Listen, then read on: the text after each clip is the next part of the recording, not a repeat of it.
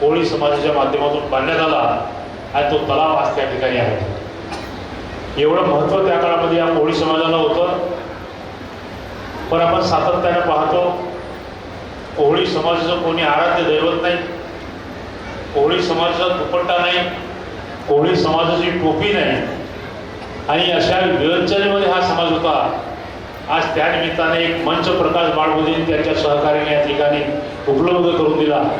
किंवा कोळी समाजाचा आराध्य दैवत कोणी नसेल तर ज्या कोल्लू पाटलांनी नवेगाव तलावाची निर्मिती केली, ज्या कोल्लू पाटलांनी शिवनी बांध तलाव बांधण्याला सहकार्य केलं, ज्या कोल्लू पाटलांनी हे टेक्निकल तलाव बांधण्याचे तांत्रिक या तंत्रज्ञान या ठिकाणी उपलब्ध करून दिलं, त्या कोल्लू पाटलाला आपण आपलं दैवत मानलं आणि त्याची एक जयंती आपण जर साजरी केली तर त्या निमित्ताला कुलब्यानाचं तुकडोजी महाराज, पोवारांना राजा भोज, गोंडांना बिरसा मुंडा, एसी समाजाला त्यांचा गौतम बुद्ध या प्रकारचं आपलं सुद्धा दैवत आपल्याला कोल्लू पाटील दैवत मानता येईल या प्रकारचा एक प्रस्ताव या ठिकाणी आपण मान्य करावा एवढी या निमित्ताने विनंती करतो.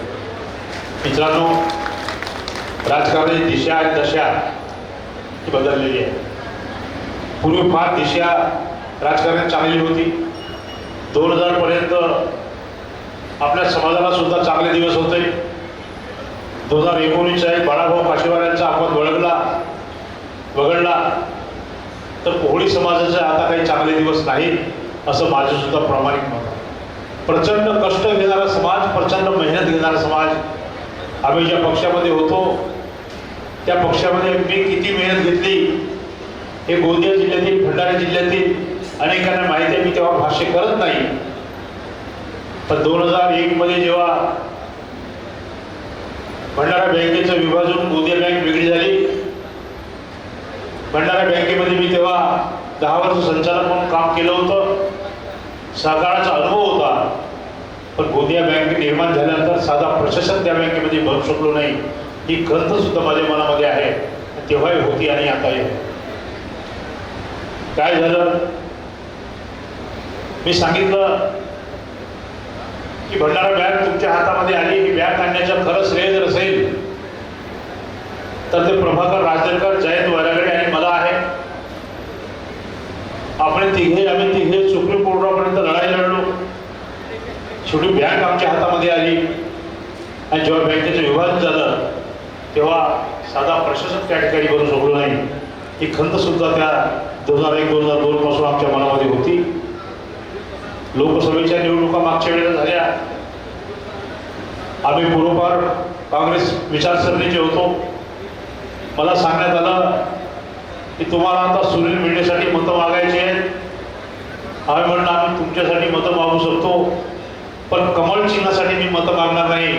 आणि त्या दिवशी आम्ही दुरावलो, वेगळे झालो आणि आम्ही पूर्ववत प्रवेश जरी केला नसला तरी पण काँग्रेसच्या डॉक्टर प्रशांत पटोळे याकरता प्रयत्न केले, त्याच्याकरता आम्ही मतं मागितली. ही वास्तविकता सुद्धा या निमित्ताने या मंचावर बोलायला मला कोणती खंत नाही. कारण मी तसा स्पष्ट बोलणार आहोत. मला आमचे नेते म्हणायचे, जाहीर कार्यक्रम म्हणायचे की गंगाधर परशुरामाच्या नाकावर राग असतो.